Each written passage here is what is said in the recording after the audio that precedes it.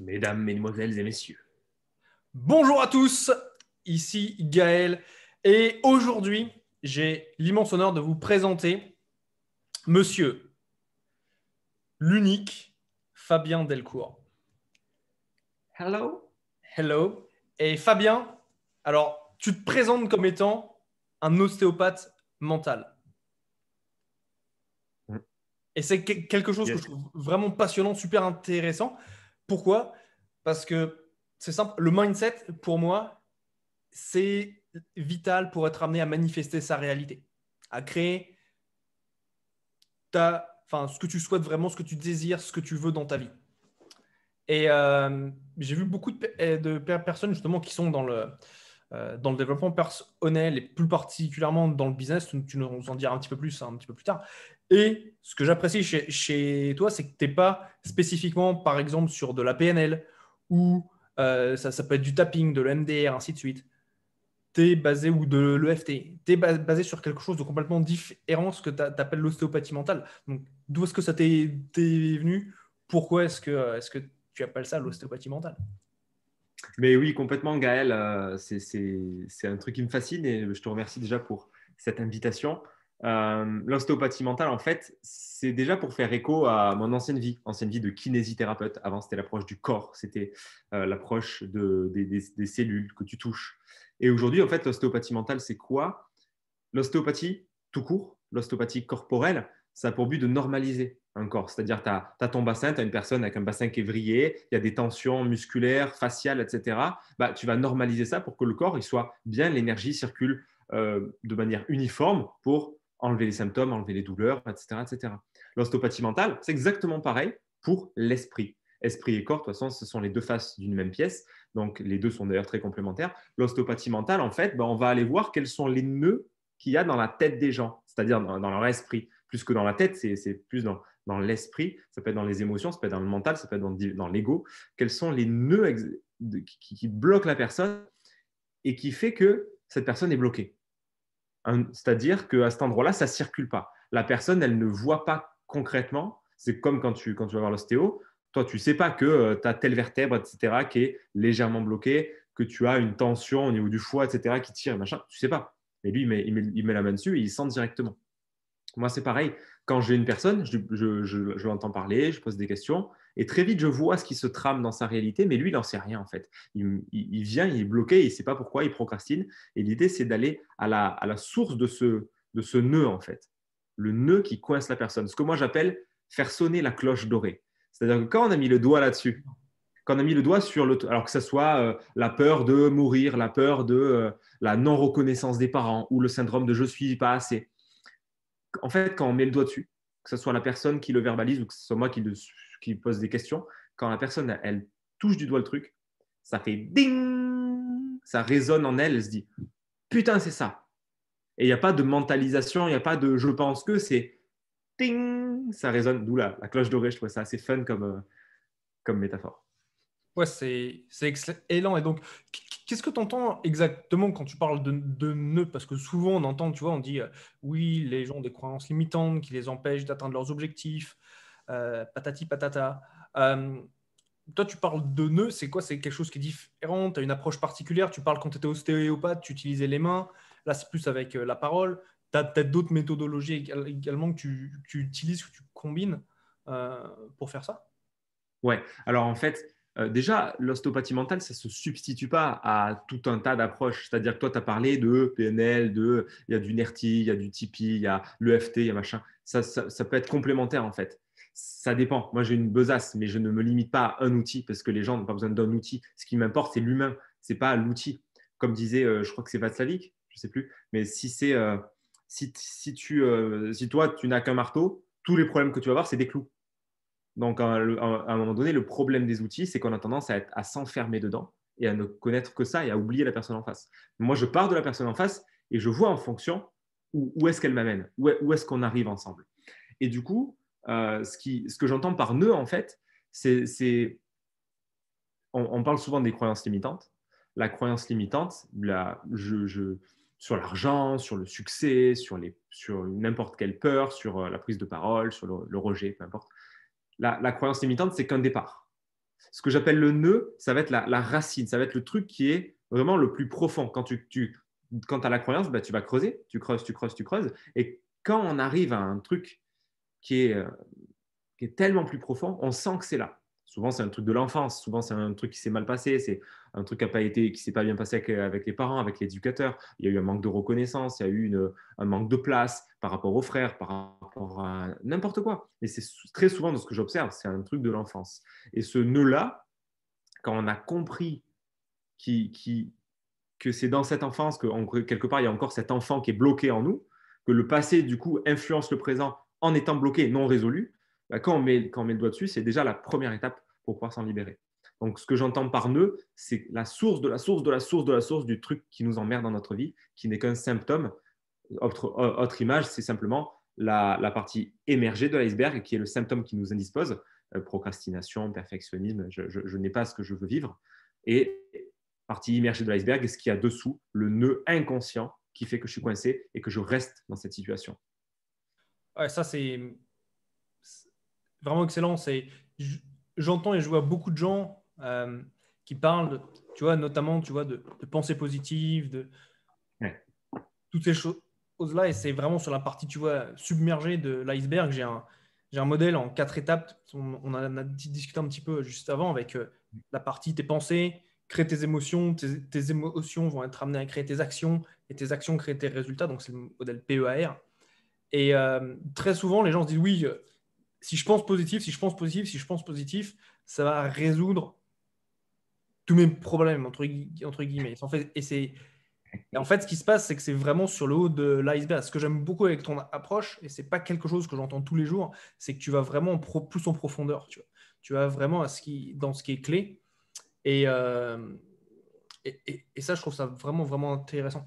Une chose que je vois qui est pertinente aussi, c'est parce que ça, c'est très bien de nettoyer les croyants. Enfin, les croyances, c'est peut-être, je pense ce dont tu parles, c'est l'inconscient de la personne, parce qu'elle va pas être au courant de ce qui se passe en fin de compte, et c'est quelque chose qui est bloqué dans son corps. Donc c'est pour ça que je trouvais ça intéressant aussi la partie ostéopathie et la partie ostéopathie mentale en fin de compte. Et parce que il y a pas mal de gens qui font ce qui s'appelle des thérapies psychocorporelles. Je sais pas si c'est quelque chose dont tu as entendu parler. Ouais. Et je trouve ça assez similaire en fait. La partie psycho, donc les croyances corporelles, c'est un petit peu ce que tu fais avec l'ostéopathie mentale. Je trouve ça vraiment, vraiment intéressant. Et une chose que je trouve super importante, c'est une fois que la croyance entre guillemets limitante est partie, de la remplacer avec quelque chose, voilà, consciemment qu'on désire. Est-ce que tu as des conseils par rapport à ça pour les personnes qui nous écoutent? Est-ce que tu as une approche particulière, voilà, pour remplacer ces croyances que tu as nettoyées, parce qu'on le sait, c'est tous, dans l'univers n'aime pas le vide. Donc si tu lui mets du vide, il va le combler. Donc comment est-ce que tu combles de manière voulue, je dirais, et consciente? Ouais. Ouais, c'est une question très intéressante parce que c'est vrai que ce que j'ai appris en école de coaching à l'époque, c'est que tu as une croyance limitante qui fout la merde et du coup, tu vas chercher à la dégager pour la remplacer par une croyance aidante. Oui, on connaît ça, c'est clair. J'ai pas une approche comme ça en fait.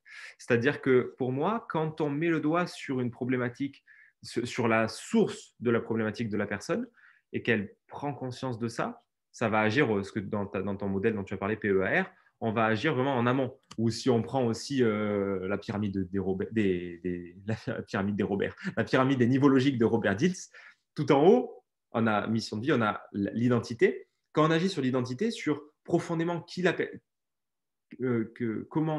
comment se perçoit la personne, qui elle croit être, quand on agit à ce niveau-là, ça va s'écouler sur tous les niveaux de la pyramide. Et c'est là où c'est important, et c'est là où en fait, il y a même pas, pour moi, il n'y a même pas à se préoccuper des croyances quand on agit à ce niveau le plus profond, ça va se nettoyer en fait. C'est-à-dire que si la personne, elle tilte que en fait, elle a son programme, c'est qu'elle croit qu'elle n'est pas assez. C'est un truc, j'ai été concerné par ça, je vois beaucoup de gens concernés par ça. Je ne suis pas assez. C'est-à-dire que les personnes vont en faire toujours plus, vont se Pourquoi ça former n'est pas assez? toujours plus de formation, toujours plus d'informations, d'informations, de formation, de livres, d'actions, plus plutôt que moins. Non, et ça, c'est dans une volonté inconsciente de vouloir être plus, parce qu'il y a la sensation de ne pas être assez. Mais si on met le doigt sur ce schéma de merde et qu'on réalise qu'en fait, le nœud de ça, c'est je ne me sens pas assez. Si je switch ça, donc oui, on pourrait dire je remplace le je ne suis pas assez par je suis assez. Mais pas en mode Ouais. affirmation, je cherche à me conditionner, mais juste à réaliser, à le constater à quel point je suis assez. Parce que si je le répète sans y croire, ça ne change rien. Vraiment. Tu avais raison, on reste dans la face émergée de l'iceberg, on cherche à se conditionner, mais on n'y croit pas au fond de nous. Au fond de nous, ça crie mais non, t'es pas assez, t'es pas assez. Et toi, consciemment, tu vas dire je suis assez, je suis bien, je suis génial. Ça ne marchera pas, ça marchera pas. Ah, c'est L'idée, c'est de l'intégrer et de le ressentir, c'est de le constater, c'est de dire ok, je vois la course infernale dans laquelle je suis, de courir après le bonheur, l'argent, etc., la gloire, etc. Et je constate qu'en fait, tout ce que j'ai aujourd'hui et que je fuis, mais en fait, tout ce que j'ai là, ça suffit. Mes compétences, mes peurs, mes doutes, l'enfant que je suis, que j'ai été, etc. Tout ça, là, tout ce que j'ai aujourd'hui, tout ce que je suis, tout ce que je sais faire, mes compétences, tout ça, c'est assez. En faisant ça, il y a une sorte de, on boucle la boucle. C'est-à-dire qu'on n'est on est plus dans une quête perpétuelle de l'ailleurs, d'un mieux-être. On est dans l'accueil ici et maintenant. Et il n'y a pas besoin de protocole, il n'y a pas besoin. En fait, c'est tellement simple que les gens trouvent ça bizarre, que même moi, je trouvais ça bizarre. Ça me fait penser à un livre de François Roustan. Je ne sais pas si tu connais François Roustan, Gaël. Je connais pas François Roustan, non. C'est un thérapeute qui a énormément travaillé dans l'hypnose. Et le type, à la fin de sa vie, en tout cas dans les dernières années, il a développé une approche de l'hypnose, qui n'est même pas vraiment de l'hypnose en vrai, où il accueillait les gens dans son cabinet, il les installait sur le fauteuil, il invitait les gens à s'installer confortablement, à respirer, à se poser, mais juste se poser, mais bien, à être dans une posture où ils sont bien assis, tranquillement, le coussin, où tout est vraiment parfait en termes de... ils se sentent en sécurité, bien, etc. Et lui, il faisait rien. Il les installait dans cette situation-là, dans le fauteuil, etc. Il les faisait se connecter à leurs problèmes, la raison pour laquelle ils venaient, et il faisait rien. Il leur suggérait juste de s'installer dans le problème et de juste de rien faire, d'accueillir. Et dans cet espace de rien, vu qu'on n'est pas dans la volonté d'eux, on n'est pas dans l'envie que quelque chose change, on est dans l'accueil de ce qui est, puisque je suis juste bien dans l'instant dans mon fauteuil, c'est là que tout se passe. Dans le rien, tout se passe. Donc, ouais, la nature a horreur du vide, certes, mais quand je plonge dans le vide, le plein arrive. Donc, au final, mon trauma, mon bug, mon problème, mon doute, le truc qui coince, c'est là où je parlais de nœud, le truc qui est rigide, qui est cristallisé ça peut paraître un peu perché, mais le truc qui est cristallisé, rigide dans un endroit, tu vois, le fait de ne rien faire et d'arrêter de chercher à solutionner, ça se dissout et c'est réglé. Et les mecs, ils partaient de chez François Roustan et ils allaient bien, ils allaient mieux, le problème était résolu, ils n'avaient rien fait. Il avait juste créé les dispositions, créé l'environnement idéal pour que ça s'opère tout seul. Mais ça s'opère tout seul. Le corps fait ça tout seul, l'esprit fait ça tout seul. Il n'y a pas besoin d'intervenir avec un pseudo-protocole, machin, de PNL, d'un mec certifié, d'un docteur et trucs. Non, c'est quand on comprend ça, tout est beaucoup plus simple. Il n'y a pas besoin de faire quoi que ce soit. Il y a juste besoin de rendre ça possible avec des conditions entre guillemets idéales où je me sens bien, où je lâche le mental, où je descends beaucoup plus mon énergie dans le bas du corps et où je suis simplement dans l'observation et l'accueil. Parce qu'il faut être prêt aussi à voir les choses telles qu'elles sont, à voir les peurs les plus profondes, à voir ça, mais sans forcément chercher à réagir et à faire. Souvent, Ouais. les gens qui viennent me voir, que j'observe, j'ai souvent des gens qui ont 50, 60 ans et qui ont fait beaucoup de choses, qui ont fait tellement plus de formations que moi, qui ont fait tellement plus de retraites Vipassana que moi, mais qui ont été beaucoup plus dans le faire, dans le savoir, mais pour autant, ça n'a pas du tout changé leur problématique. Ça n'a fait que les renforcer. Ouais, ça, c'est tout. Alors, il y a beaucoup de choses, j'ai beaucoup de questions là, qui me sont venues pendant que tu parlais, parce que il y a énormément de choses que tu as dites que je trouvais extrêmement, extrêmement pertinentes. Et il y a énormément de concepts, de théories qui peuvent être derrière. Euh, et j'avais cette conversation il y a quelques semaines avec une amie ici à Bali. Et en gros, à Bali, c'est un peu, tu as des gens qui viennent te voir et disent oui, je suis dans l'être. Et je dis ok, d'accord. Je dis et viens, on passe un moment ensemble où on est dans l'être. Je fais OK, et ça consiste en quoi exactement? Je suis pas trop sûr. Et c'est ça, tu vois, la question, c'est que quand tu es amené à te reconnecter à toi-même, ça, ce que tu disais, quand tu as la connexion au problème, entre guillemets, profond, ça, c'était ce que j'avais pu voir dans la méditation taoïste, quand j'en avais fait avec Bruce Francis, ainsi de suite. Et c'est exactement ça. Ils ont une méditation qui s'appelle la méditation yin, donc qui est vraiment dans l'acceptation, ce qui s'appelle la méditation de l'eau également, où en fait, leur concept est basé sur le fait que quand tu as du stress, il y a deux choses qui se passent. Tu as une impression que le temps est réduit au minimum, donc tu n'as plus de temps et tu n'as plus d'espace. C'est en gros, c'est ce qui crée, toi, ce que tu appelles donc, justement tous ces points de pression que tu vas avoir dans le corps quand tu vas revenir à la racine, je crois, c'est comme ça que tu les nommes. Ouais.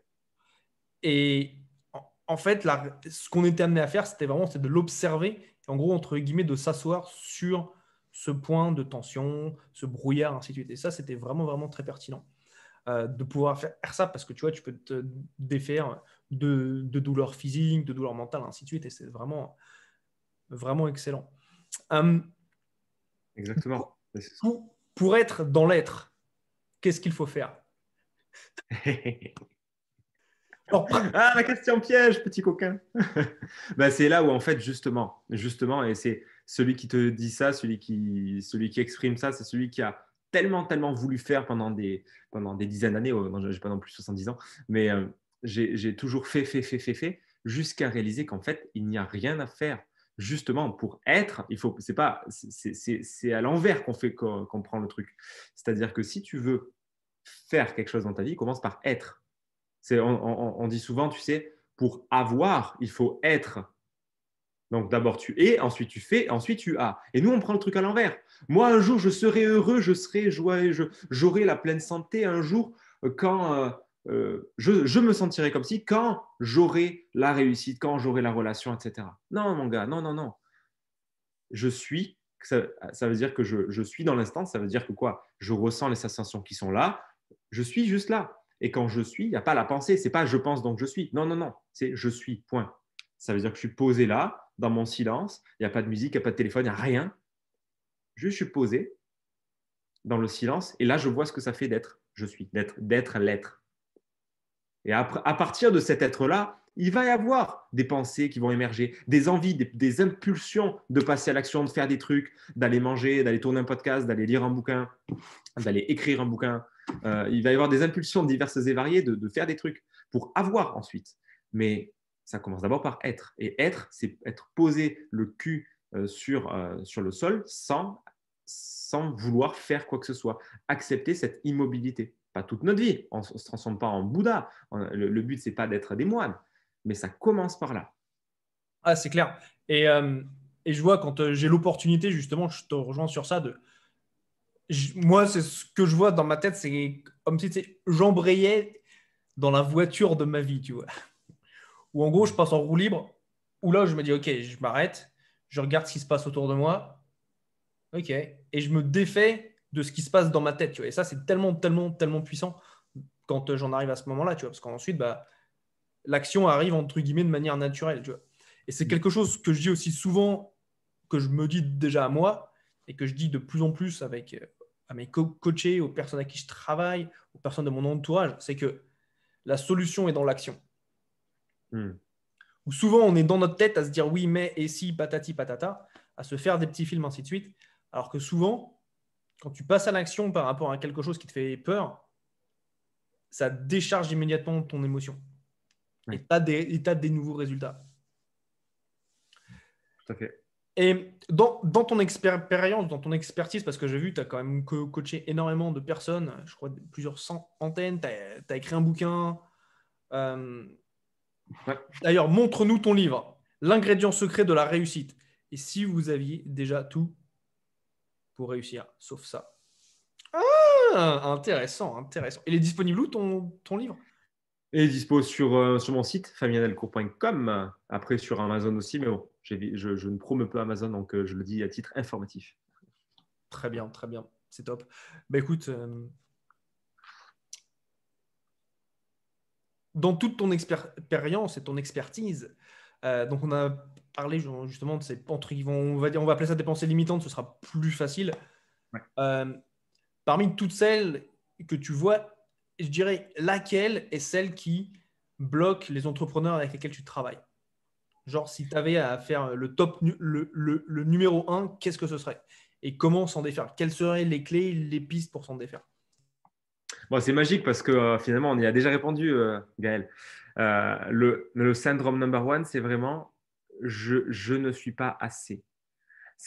En fait, pour pouvoir d'abord aller creuser dans notre problème, il faut identifier tous les symptômes. Ce que j'appelle les symptômes, c'est-à-dire la superficie, juste ce qu'on expérimente de douloureux et qu'on pense être un problème, mais qui n'en est pas un, qui n'est qu'un révélateur de quelque chose de plus profond.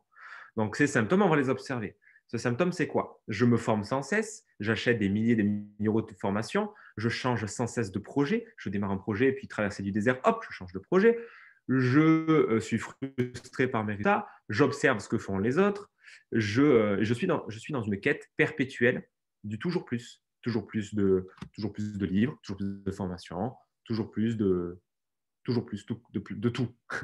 Je comble ma vie parce que j'ai le sentiment profond de ne pas être assez tel que je suis. Ça, c'est le truc, c'est vraiment le truc que j'observe le plus. Mais lié à ça, il peut y avoir un problème d'estime. Ça peut être, en fait, ça peut être lié à l'amour. Je ne m'aime pas. Ça peut être lié, il peut y avoir différentes autres racines qui amènent à. Mais le truc central, c'est je ne suis pas assez.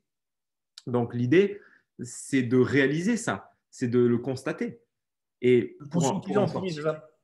Comment? De conscientiser tous les éléments, enfin, toutes les Ouais, stratégies qu'on a mis en place ouais, pour qu'ils montent sur, entre guillemets, je ne suis pas assez. ouais, exactement. Toutes les stratégies, tous les symptômes n'étant que des émanations de ce paradigme-là de je ne suis pas assez et qui sont en fait, au final des stratégies d'évitement pour ne pas vivre et ressentir l'inconfort que je ressens quand je ne suis pas assez. Mais quand je réalise que ça, c'est juste un mythe, c'est juste une histoire, pas une mythe, juste un mythe que je me suis raconté pendant des années, je ne suis pas assez, et ça tourne en boucle, mais ça peut tourner sous plein de formes différentes. Ma vidéo, elle n'est pas assez bien, mais il me manque encore un diplôme quand même.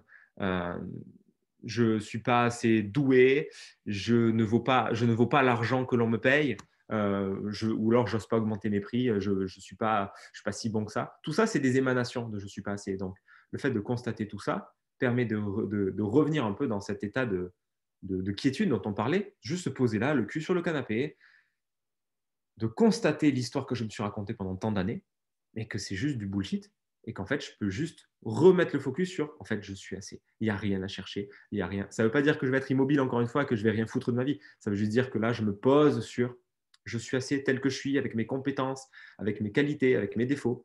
Tout ça, c'est assez. It's okay. Je reste là-dessus. J'observe ses compétences et on ne rentre pas dans de la psychologie positive de se lustrer en mode je suis le meilleur, c'est génial, je suis beau et tout. Non, on reconnaît les qualités que j'ai comme étant extraordinaires. Tout ce que je suis assez. Mes défauts, là aussi, bah ouais, j'ai des défauts. Ouais. J'ai ça, j'ai ça, j'ai ça, j'ai ça. C'est OK aussi. Mais moi, sous toutes mes polarités, je suis assez. Je Alors, suis l'être parfait dans mon imperfection. est-ce que tu as une manière, parce que moi j'ai certaines techniques et stratégies, tu vois, pour Ouais. noter justement voilà, toutes ces émanations. Moi, en fait, simple, je les écris. Est-ce que toi, tu as quelque chose en particulier que tu fais avec tes coachés que tu peux recommander aux personnes qui nous regardent pour justement qu'elles conscientisent euh, toutes ces émanations de la partie immergée, non, voici, immergée, qu'on voit Ouais. de l'iceberg et qu'elles vivent au jour le jour et qui leur cassent les pieds. Qu'est-ce que toi, tu leur recommanderais de faire? Alors complètement, l'écriture, c'est clair que je recommande souvent ça pour donner du coup une petite tonalité différente et donner un truc complémentaire.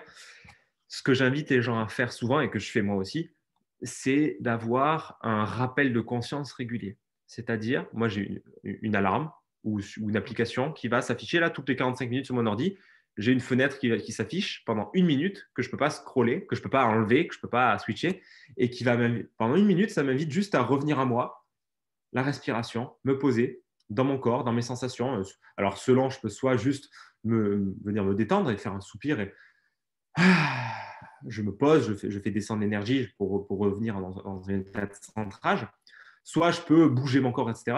Mais l'idée, c'est de créer un rituel comme ça toutes les heures, le plus régulier possible, pour justement observer. Tiens, quand ça sonne, là, que ce soit le téléphone qui sonne, ou que ce soit, une alarme ou l'application, peu importe, c'est de me poser la question, qu'est-ce qui est en moi à cet instant? Quelle est la pensée qui est là? Quelle est l'émotion qui est là? Comment je me sens? Est-ce que j'ai des tensions musculaires, des nœuds, etc. Qu'est-ce qui est présent dans ma réalité? Au niveau de mes pensées, au niveau de mes émotions, de mes ressentis.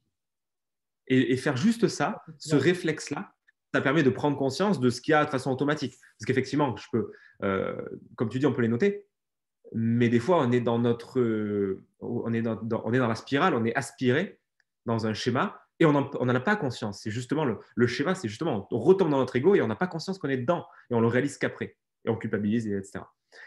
Et pour éviter de tomber dedans, pour développer cette acuité, cette finesse d'observation, bah, c'est de développer le réflexe au quotidien, le plus souvent possible, quand tout va bien, de s'observer. Donc, de mettre un réveil régulièrement, une alarme, pour revenir à soi, un réveil de rappel à soi. Que ce soit par l'observation du corps, juste par une respiration, par l'observation de tiens, quelles sont les pensées qui tournent à la scène. Quand ça sonne là, j'étais en train de penser à quoi, tu vois.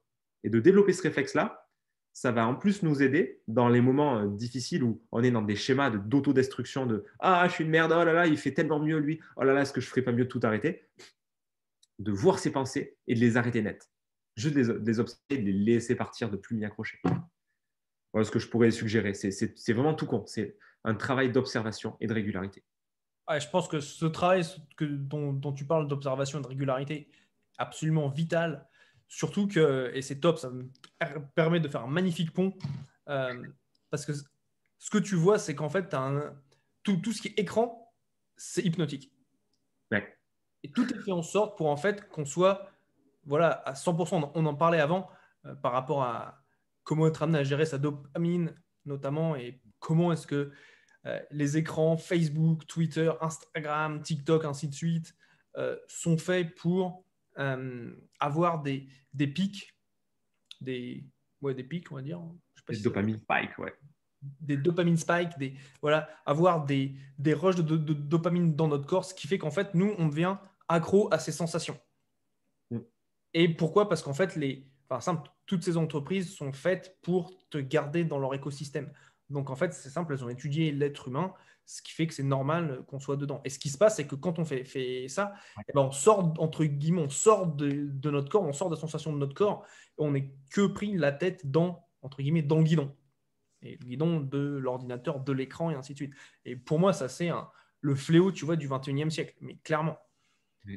Et ton petit tips, entre guillemets, d'avoir ces fenêtres là, qui arrivent pendant une fois par heure, qui t'arrêtent pendant une minute, déjà, je vais te dire honnêtement, la première idée qui m'est venue en tête, c'est comment l'éviter très concrètement. Et ça, pour moi, c'est vital, tu vois, pour voilà, que les personnes soient amenées à se reconnecter à elles-mêmes. Et au-delà de ça, ce que je vois, c'est qu'en fait, tu sais, quand tu es vraiment trop connecté, trop connectant en général, que tu cherches la connexion aux gens, ainsi de suite, et la connexion à ce que tu fais, patati, patata, tu vas être dans la comparaison. Donc, c'est exactement ce que tu disais, ne pas être assez. Ça, je vois une corrélation, mais qui est monumentale, où tu vois des gens qui ont des meilleures vacances, qui ont, entre guillemets, des meilleures vies, des meilleurs ceci, des meilleurs cela.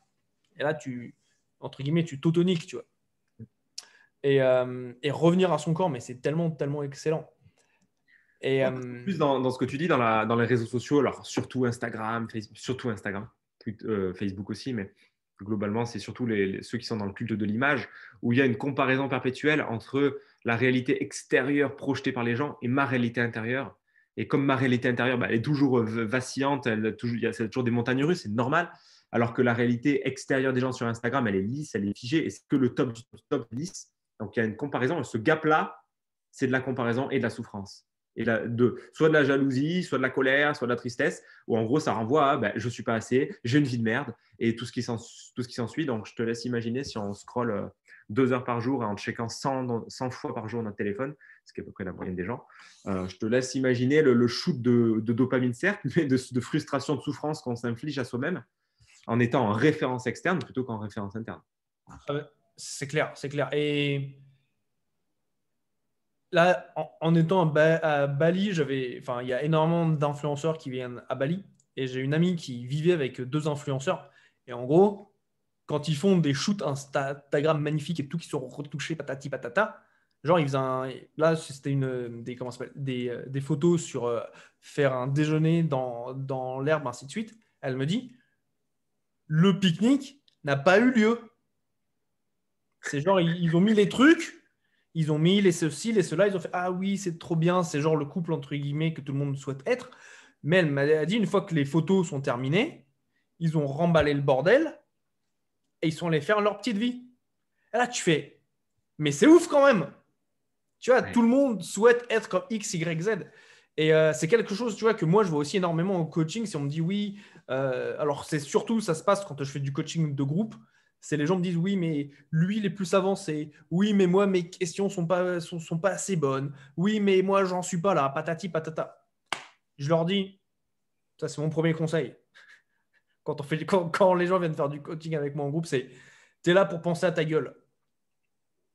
Parce Ouais. que tu vois que ce que les gens te partagent. Tu ne connais pas leur histoire personnelle, tu ne connais pas leur histoire de business, tu ne sais pas ce qui se passe en vrai. Ouais, et Et puis tu t'en tapes en fait.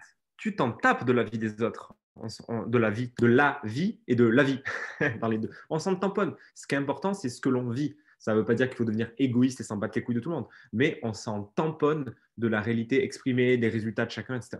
On s'en fout, ça n'apporte rien en fait. Sauf si c'est de l'inspiration et que ça me motive à, mais en dehors de cette seule raison, ce n'est que de la comparaison futile.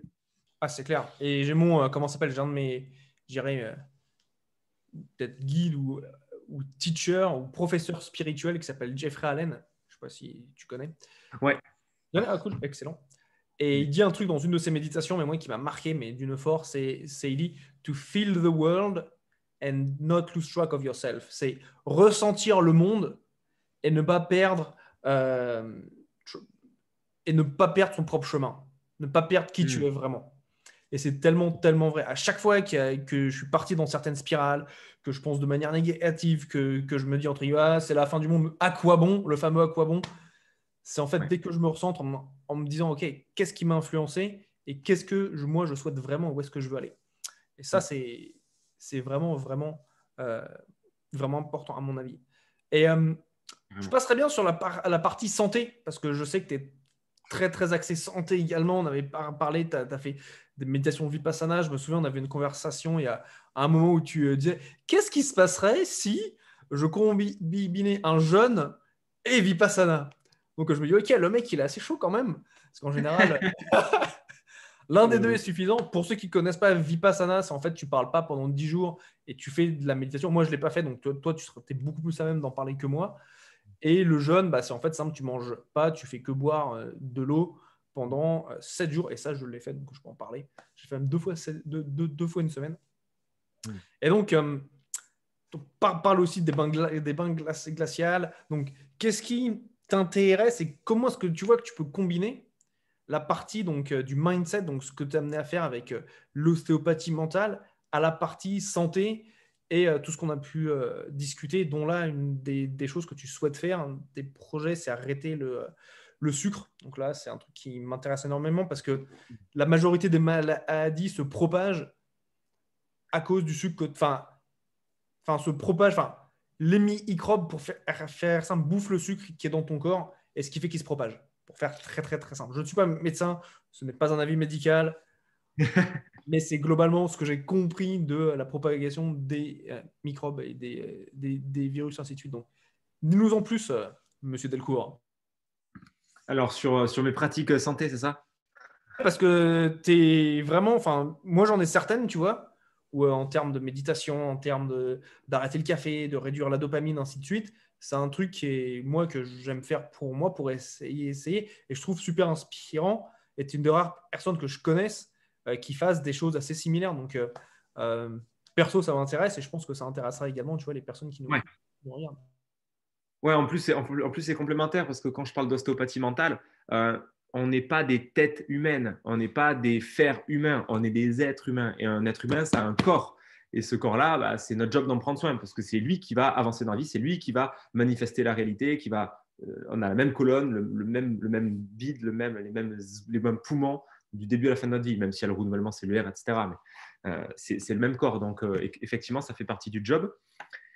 Et en fait, j'ai envie de préciser que moi, j'ai toujours été un mec un peu extrême.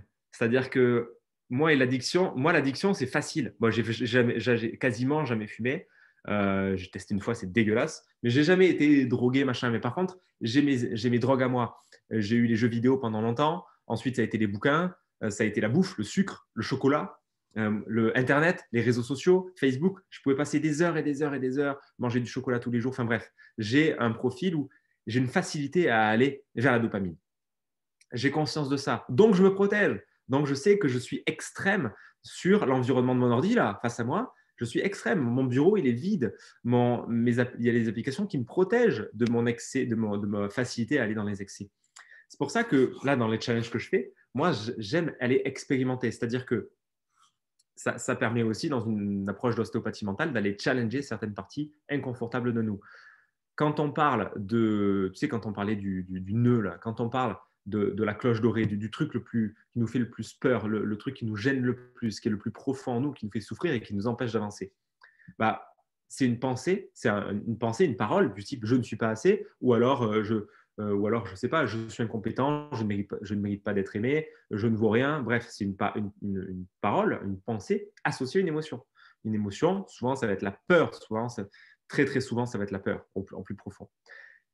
Et l'idée dans les pratiques de santé que moi je fais, c'est même pas, oui, c'est à titre de santé, mais c'est surtout à titre d'exploration. Moi, ça me faisait profondément peur de faire Vipassana. Donc 10 jours dans le silence, c'est pas tant le silence, en vrai, c'est 10 heures de méditation, quasiment sans bouger, donc très très compliqué. Moi, ça me faisait peur, j'ai mis 2-3 ans avant de le faire parce que j'entendais parler autour de moi, j'entendais que c'était cool, mais que c'était difficile. Donc je me suis dit à un moment donné, là, ça y est, je vais le faire là. Je vais me challenger, j'ai envie de le faire, c'est parti. Mais j'avais envie, mais j'avais pas envie.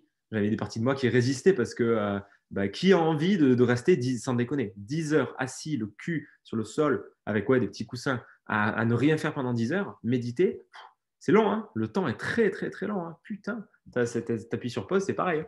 Donc, toutes ces pratiques-là, je les fais quand je vois que c'est inconfortable pour moi. Le froid, c'était inconfortable pour moi. Le jeûne, c'était inconfortable pour moi. Donc là, quand je te parlais, comment? Explique-nous un petit peu ce que tu as fait avec le froid. Là, je trouve très intéressant. Enfin, tu vois, je suis un ancien, entre guillemets, addict. Moi, si tu veux, pour te donner une idée, j'avais l'habitude avant de jouer des jeux vidéo, type de football, l'entraîneur, tant et si bien que ça m'est arrivé de rater un examen quand j'étais en première. Tu rigoles.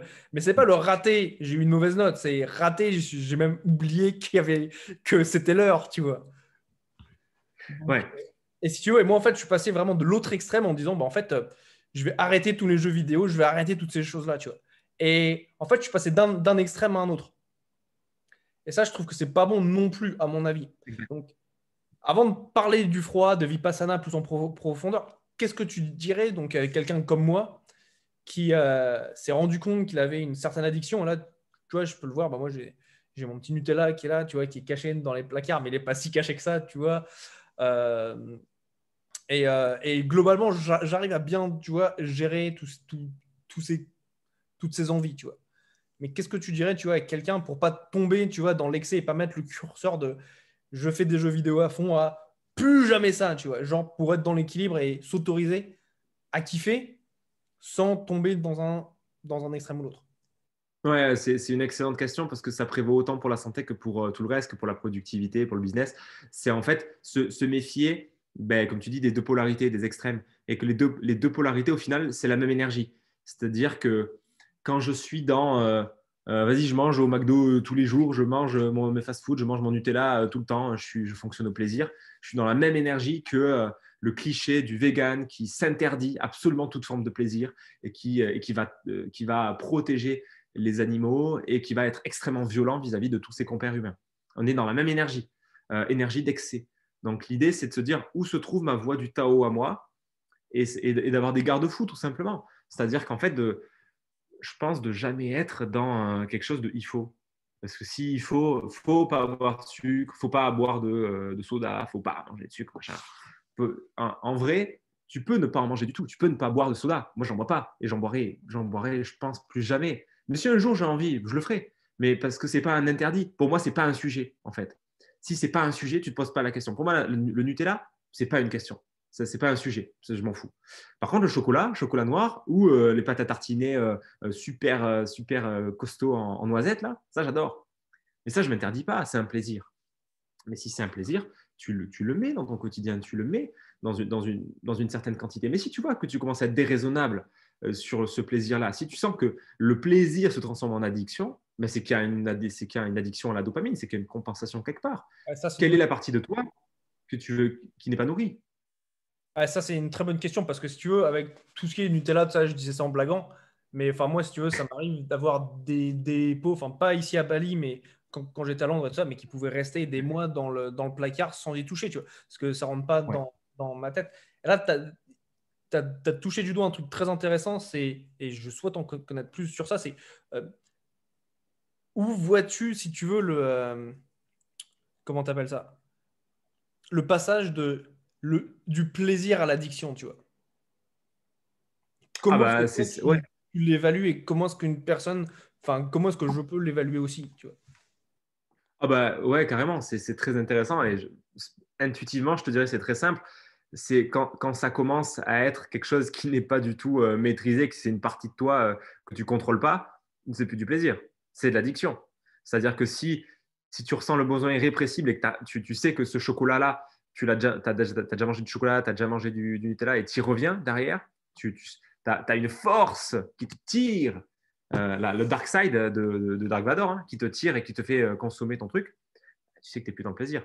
Donc là, attention, attention comment dire, l'honnêteté, l'honnêteté envers soi-même, la transparence de je suis en train de basculer dans l'addiction. Pas non, non, je peux arrêter quand je veux, moi je ne suis pas addict. Bullshit. Ça, c'est du déni, c'est de la négociation avec soi-même. Non, juste de l'honnêteté pure, brutale, bienveillante et brutale. Ok, c'est ok, je suis humain, j'ai une addiction, c'est ok, mais je regarde en face. Si je continue, je vais me bousiller. Donc, ok, de la bienveillance, mais c'est ok en même temps, j'en suis là, d'accord. Donc, on fait l'état des lieux. Maintenant, on regarde factuellement. On n'est pas en train de se bullshiter. Et en fait, on le voit très, très simplement. C'est vraiment, est-ce que j'y vais de mon plein gré ou est-ce que, en gros, est-ce que je peux m'en passer ou pas? Si je ne peux pas m'en passer, il n'y a clairement pas de maîtrise là-dessus. Je suis sous le joug de mes émotions, de parties de moi qui ne sont pas nourries autrement. Peut-être je manque. Moi, à l'époque, c'était le chocolat. Il y avait quoi? Il y a quelques années, c'était surtout les tablettes de chocolat. Et ce que je voyais, c'est qu'il y avait quand même une consommation assez compulsive. Et j'étais allé voir à l'intérieur de moi, c'était un manque de fun. J'exprimais pas assez la partie fun, la partie qui a envie de raconter des conneries, de s'amuser, de glander. J'étais trop en mode il faut, il faut, il faut. Donc forcément, une partie de moi allait chercher du fun, allait chercher de la douceur à travers le sucre. Ben ouais.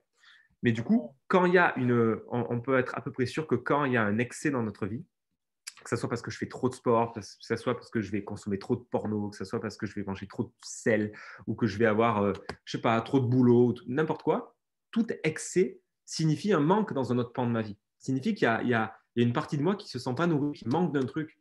Donc, bah, plutôt que être dans cette démesure, revenons à quelque chose de plus humain, de plus écologique pour toutes les parties de moi, de chercher l'harmonie et d'aller voir la partie de moi qui n'est pas nourrie, la partie de moi qui est frustrée. Et c'est exactement pareil comme pour l'ostéopathie mentale.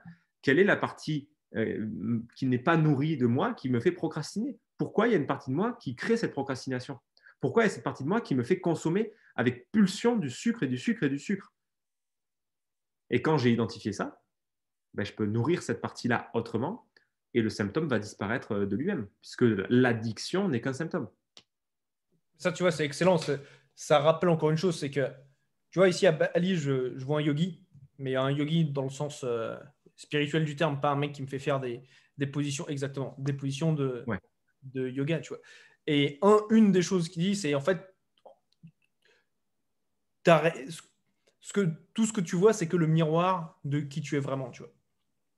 Mm. Et Ouais. ça, je vois, c'est simple. Alors, un truc simple, moi, c'est ce que j'ai vu, c'est dans tes relations amoureuses partout, quand tu es amené à dire tu fais ci, tu fais ça, remplace le tu avec le jeu et tu as résolu allez, 80-90% du problème.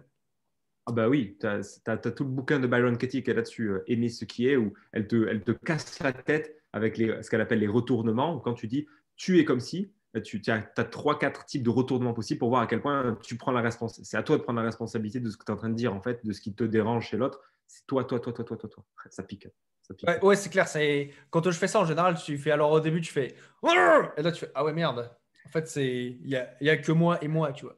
C'est un peu, on parle, je te parle pas toi, je te parle à moi, mais tu es déguisé en toi, tu vois. C'est ça, exactement. Et encore une fois, tu sais, ce que tu viens de dire avec les addictions, j'ai jamais vu ça de cette façon-là, mais c'est de se dire que, en fait, si tu as quelque chose, s'il y a un comportement qui est compulsif, c'est lié à quelque chose qui n'est pas comblé ou assouvi. Et mais c'est tellement, tellement vrai, tu vois. Là je vois, j'ai rééquilibré sur certains aspects de ma vie, tu vois, avec où je me suis remis à faire, voilà, plus de sport, du sport, je dirais, de manière plus consciente. Je me suis mis à dessiner de manière régulière, tous les jours. Je me suis mis à faire certains exercices de dev perso que j'ai dit que j'allais faire un jour, tu vois. Et de faire ça en conscience et dire, voilà, et je fais aussi consciemment, je fais du taf pour mon business. Et j'ai jamais, mais man, là pour tout te dire, hier, j'avais tu sais, des céphalées de tension dues au retrait de la caféine le Ouais. matin et le soir, mais j'ai sans caféine, sans café depuis 2 jours. Le soir, j'arrivais pas à dormir parce que j'avais trop d'énergie, s'il te plaît. Il Mm. était 2 heures du matin, j'ai dû me forcer à aller me coucher. En fait, c'est ce qui se passe, c'est quand tu es amené à avoir toutes ces choses qui sont en équilibre, tu atteins ce qui s'appelle l'état de flow. Je sais pas si l'état de flow, bah, ça va être l'état de flow, Flow en anglais. Tu comprendras si tu m'écoutes, parce que c'est quand tout s'aligne, tout se passe bien, quoi. Et c'est vraiment excellent, quoi. C'est genre, tu deviens un surhomme quand tout est aligné, quoi. Et comme tu dis, voilà, c'est comment utiliser, c'est ce que je retiens vraiment de ce que tu dis, c'est comment utiliser voilà, ces addictions comme signaux pour te dire attention, il y a un truc qui n'est pas équilibré, regarde dans tes différents domaines de vie, et il y a certainement certains endroits qui ne sont pas nourris, je dirais. Oui, et en plus, dans ce que tu dis, dans ce côté surhomme, tu vas aller te challenger sur ce que tu sais qui est ton point faible, tant qu'à faire. Quand on dit qu'il ne faut pas travailler ses points faibles, etc., bah, ça dépend. Si c'est des talons d'Achille qui te mettent dedans, si, en fait. Tu vas. C'est pas parce que tu as une facilité à aller vers le gras ou le sucre que tu es obligé de finir obèse. Non, tu peux être aussi sec avec le six-pack. Tu as aussi le droit. Mais pour ça, ça demande d'aller franco sur ce qui nous fait peur, ce qui est difficile, et d'aller développer cette antifragilité. Pour faire écho à Nassim Taleb, en mode Nassim Taleb style, on va aller chercher les bains froids, on va aller chercher le jeûne, on va aller chercher antifragilité, du coup, pour préciser quand même, parce que ce n'est pas familier pour tout le monde. Antifragilité, c'est un système qui se renforce sous la contrainte. C'est-à-dire, il y a le système fragile, je mets une contrainte, il pète, comme un verre que je lance au sol. Le système robuste, un arbre, il résiste, mais au-delà d'une certaine contrainte, tempête, tornade, machin, bam, il pète. Le système résilient, il se déforme et il revient à son état initial, le roseau. Et l'antifragile, c'est celui qui va se renforcer sous la contrainte. C'est le muscle, c'est l'humain. On a ce skill naturel d'antifragilité, mais quand on ne le stimule pas, ben, en fait, on devient de plus en plus fragile avec le temps. Il suffit de regarder aujourd'hui beaucoup de personnes âgées, beaucoup de personnes tout court, de n'importe quel âge d'ailleurs, mais c'est beaucoup plus visible à 80 ans parce qu'il y a beaucoup d'accumulation de non-antifragilité. C'est-à-dire qu'il y a beaucoup de gens qui n'ont pas stimulé cette capacité d'antifragilité, qui est naturelle. Mais quand on ne la stimule pas, soit via le jeûne, soit via la respiration, soit via le sport, soit via tout un tas de choses, ou aussi l'hormèse psychologique. L'hormèse, c'est la même chose que l'antifragilité, c'est la loi du renforcement sous le stress. Euh, Quand on ne fait pas ça, ben on devient plus fragile. Donc, on est plus sensible au froid, on est plus sensible au chaud, on est plus sensible à se faire mal au dos parce qu'on n'est pas souple et tout. Donc, c'est là où on devient beaucoup plus fragile, en mauvaise santé, etc. Enfin, Donc, c'est excellent. stimuler cette antifragilité, c'est vraiment sous tous les angles, en fait. C'est pas, même pas que physique. Moi, j'ai toujours eu de la difficulté à parler en public, à parler à du monde, à être à l'aise. J'ai une grosse tendance extravertie, mais aussi une grosse tendance introvertie. Ça dépend des contextes. Mais j'ai toujours eu du mal à m'exprimer en public. Donc, qu'est-ce que j'ai fait? J'ai commencé à faire des discours, à m'inscrire à Toastmaster, à parler devant des gens. Et là, récemment, à faire un sketch devant un public.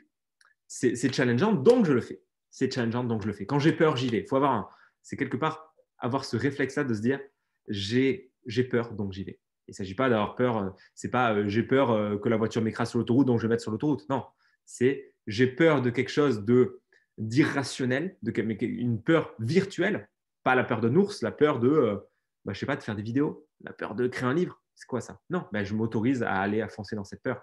Et pareil dans le jeûne, je croise beaucoup de gens qui ont peur de jeûner. Ok, intéressant. J'accueille, je ne vais pas les forcer. Je leur dis, d'accord, intéressant. Est-ce que je peux te suggérer quelque chose? Et si tu jeûnais 24 heures, qu'est-ce qui se passerait? Et si tu sautais juste le repas du midi, là, qu'est-ce qui se passerait?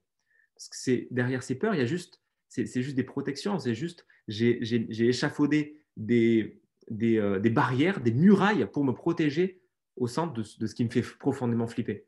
Et derrière la bouffe, il y a toute la peur de la mort, la peur de lâcher prise, etc. Parce que la bouffe, c'est le premier rempart émotionnel. Donc, si je lâche la bouffe, si je commence à jeûner, qu'est-ce qui se passe? C'est pour ça, on y va tranquille, on ne se met pas la pression. Commence par jeûner 24 heures. Commence par faire un peu de sport de force, mais tranquille. Prends pas une barre à 200 kg, commence une barre à 50 kg, à 60 kg. Et comme ça, l'antifragilité demande de la progressivité. Il ne s'agit pas d'être violent et de se casser en deux. Tu peux faire du contraste. Comme là, quand au Nouvel An, je me suis baigné dans de l'eau très très froide, je ne sais pas, à 2, 3, 5 degrés. Et alors que je ne le fais pas d'habitude. Mais parce que je sais que j'en suis capable et je sais que régulièrement, je me prends des douches à 10, 15 degrés. Je n'ai pas jamais pris de douche de ma vie froide et d'un coup, je me mets dans un bain glacé. Non, c'est progressivité. Progressivité, ce qui n'empêche pas le contraste aussi. Ah, ça, c'est excellent. Et ce que je trouve très intéressant, et plus tu parles, et plus en fait je me retrouve dans ce que tu dis. Ben enfin, je pourrais pas le savoir, bien évidemment, mais c'était, en fait, ça, c'est un peu, si tu veux, l'histoire, entre guillemets, de ma vie. Tu vois, moi, je me suis toujours vu euh, comme, et ça, surtout dans les business et quand je travaillais pour différentes boîtes, ainsi de suite, que genre, moi, j'étais un peu le mec que tu envoies au milieu du grand bain et tu lui dis, vas-y, nage, apprends à nager, tu vois. Ou genre, le mec, tu vois, qui saute et qui doit construire son parachute pendant la chute, tu vois. Et du coup, c'est comme ça que je suis amené à faire plein de trucs qui me challengeaient. Euh, j'ai marché sur le feu, j'ai cassé des flèches avec ma gorge. Le mieux, c'est quand j'ai sauté en parachute. Ça, c'était pour mon enterrement de vie de garçon, juste avant d'être marié. Man, mais j'ai dû mettre peut-être une semaine ou deux à prendre la décision. Et c'est un truc, tu vois, qui me faisait grave flipper. Il me faisait tellement flipper que ce que je faisais. Je me souviens encore, j'étais à Londres, dans mon appart, un petit appart, et j'étais assis sur la table de la cuisine en m'imaginant que le bord de la table de la cuisine, c'était le bord, tu sais, de la porte de l'avion. Et j'étais là au rabord. J'étais, ok, d'accord, allez. Maintenant, à 3, on part. 1, 2, 3, et la chose, tu vois. Ok, je suis en vie. Donc, gros niveau de flip, tu vois. Et un truc que tu dis auquel j'avais jamais pensé, c'est de faire les choses de manière progressive, tu vois. Bah Ça, ouais, si à l'époque tu m'avais balancé comme la conf que j'ai fait en 2017 devant 150 personnes, mais sans jamais avoir parlé en public, mais j'aurais été tétanisé en mode comme ça. Bonjour. J'aurais même pas osé dire je suis mal à l'aise. J'aurais juste, je sais pas, je serais parti en courant, je sais pas. Mais ouais, il a fallu passer par une des premiers discours à Toastmaster avec 20 personnes, 30 personnes, une conf devant 40, et progressif. Parce que sinon, on ne respecte pas ce principe de progressivité. On peut des fois se jeter à l'eau d'un coup. Si c'est pas, je vais pas te dire, tu n'as jamais écrit de livre, tu as peur d'écrire un livre, écris un PDF de 3 pages. Non, écris vraiment ton livre. Mais ça dépend de deux poids, deux mesures. Si tu n'as jamais fait de jeûne, va pas jeûner 21 jours. Tu vois ce que je veux dire? Ça peut être violent. Alors, quand j'ai fait Vipassana, moi, je respecte ce principe de progressivité parce que ça me rassure aussi. Si sur le plan physique, il peut y avoir du danger, mais sur le plan psychologique, il n'y en a pas forcément. C'est-à-dire que si tu avais des gens qui n'avaient jamais médité, qui sont venus faire Vipassana avec moi. Ils n'ont jamais médité une minute et les mecs, ils passent à 10 heures par jour du jour au lendemain. Et il y en a qui, bon, dans tous les cas, on l'a tous mal vécu. Mais, mais tu vois, on l'a tous mal vécu. tu passes à travers quand même. Alors que moi, je me suis quand même dit, j'ai envie de méditer, d'aller progressif, de m'habituer à voir, tiens, qu'est-ce que ça fait de méditer 1 heure d'affilée? Tu vois, 1 heure et quart, je crois que j'ai fait même. Et ben, si j'étais resté à juste mes 10-20 minutes par jour, ça m'aurait fait flipper de passer à 10 heures d'un coup quand même par jour. Donc, progressivité, ça permet de laisser au corps, à l'esprit, le temps de s'habituer, de ne pas être trop violent, hein, parce que sinon, le choc peut demander beaucoup d'adaptation. Et l'antifragilité va avec la période d'adaptation. C'est-à-dire il faut laisser du repos pour avoir l'adaptation. Si tu fais une conf là demain, va pas en faire tous les jours si c'est inconfortable, tu vas t'épuiser. Tu fais une conf là, tu te laisses une semaine de répit, la semaine d'après, tu rajoutes 5 personnes, et puis ainsi de suite. Et tu progresses comme ça. Parce que si tous les jours, là, tu fais en mode Wim Hof, tu fais tous les jours ton bain froid à 0, 0, puis -5, puis -10 et tout, même si après, théoriquement, c'est plus un bain, c'est de la glace, mais tu fais ton bain de plus en plus froid, tu crées pas le temps de repos, tu vas t'épuiser. C'est ce qu'on appelle en muscu, c'est ce qu'on appelle ou en sport le surentraînement. Parce qu'il y a trop de doses, il y a trop de charges sur un temps de données trop court avec un manque de repos. Donc, on met de l'effort, oui, mais on met aussi du repos. Et ça, tu vois, alors ça, c'est quelque chose mais, qui s'applique, mais tellement, surtout, tu vois, dans l'entrepreneuriat, où c'est Ben ouais, facile de voir toutes les personnes qui vont te motiver. Alors, je comprends pourquoi elles le font, parce qu'il y a des gens qui ont le cul qui est collé sur leur sofa devant Netflix, donc ça, ok. Par contre, tomber dans l'autre extrême, tu prends des personnes comme Grant Cardone, comme Gary Vee, ainsi de exactement. suite. Enfin, aux US, en France, je ne connais pas trop le paysage, je dirais, des coachs, ainsi de suite, mais je suis sûr que tu vas trouver le même type de personnes. C'est qu'ils sont. Il dit fait, et tu es toujours en mode au taquet, tu vois. Et moi, c'est quelque chose que je rappelle très souvent, c'est que l'entrepreneuriat, c'est pas un sprint, c'est un marathon, c'est une course de fond. Mm. Tu vas avoir des jours up, tu vas avoir des jours down, tu vas avoir des jours normaux. Et l'objectif, c'est simple, et que simple, tu progresses petit à petit, petit à petit.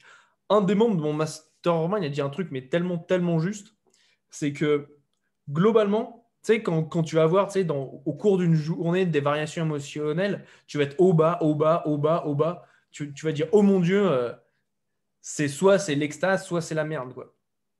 Ouais. Et en fait, il me dit, en fait, ça, si tu regardes, c'est sur un point de vue du micro.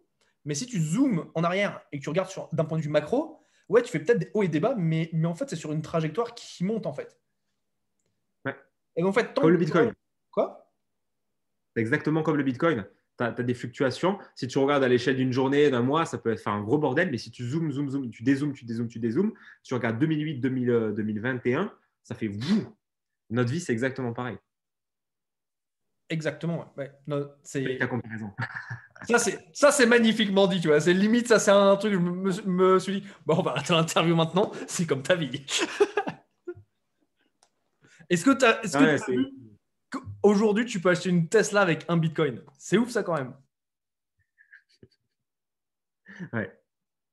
Une Tesla, un Bitcoin, ok, qu'est-ce qui se passe? Alors que ça valait 1 centime à l'époque. Non, c'est clair que, enfin, pour revenir à ce que tu disais, c'est clair que euh, l'important, c'est pas tant de bosser comme un con, c'est-à-dire 10 heures par jour. L'important, c'est de durer. Donc, de dire quel est le type de journée que je vais pouvoir reproduire indéfiniment.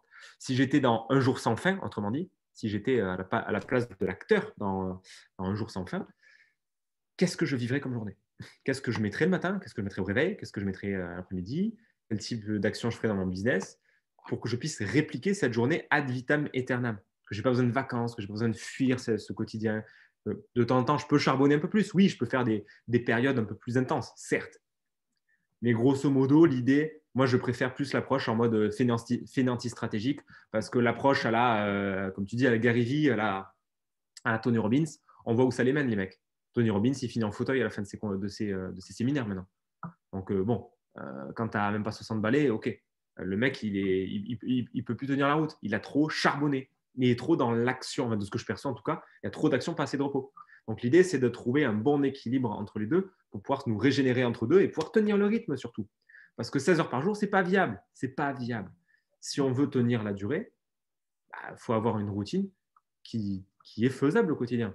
Et si tu poses 12 heures par jour et que du coup, là, il y a la famille qui passe à la trappe, il y a le sommeil qui passe à la trappe, il y a le sport qui passe à la trappe, ou il y a je ne sais quoi qui passe à la trappe, parce que si tu bosses 12 heures par jour, tu ne peux pas prendre soin de tous les pans de ta vie, ben, clairement, euh, attention, quoi. Donc, il y a des gens qui préféreront plus l'approche extrême et de bosser 16 heures par jour, soit. C'est chacun qui décide. Hein. Mais pour ma part, j'aime bien la fainéantie stratégique. Enfin, j'y arrive en tout cas. J'ai été beaucoup dans l'extrême d'avant, de trop faire. Et le message bouge-toi le cul, pour moi, il vaut uniquement pour les gens qui se touchent la nouille toute la journée, qui sont dans l'inhibition totale. Là, ok, les réveiller, d'accord. Mais pour la plupart des gens qui ont une capacité de passer à l'action, à quoi dire bouge-toi, à part créer un burn-out, ça sert à rien. Ah, c'est clair. Mais je te rejoins à 100% sur ça. Là, il y a quelque chose que j'ai fait là, justement, quand j'ai conclu mon année. Et d'ailleurs, on parlera un petit peu de l'année dans un instant où moi, ça m'a surpris la facilité de créer mon année 2021. Mais ce que j'ai fait, c'est j'ai dû prendre, et c'est pas long. Donc, si tu m'écoutes, si tu nous écoutes, et que tu dis oui, mais comment je fais pour créer ma journée idéale, ça m'a pris un quart d'heure pour l'écrire, tu vois. Ouais. Où je me suis dit, qu'est-ce que j'aimerais faire dans la journée que je kiffe, tu vois. Bah ouais. Et j'ai mis alors manger équilibré, passer du temps avec mes amis, avoir une partie sociale, passer du temps avec ma chérie, travailler sur mon entreprise, faire du sport, faire de la méditation.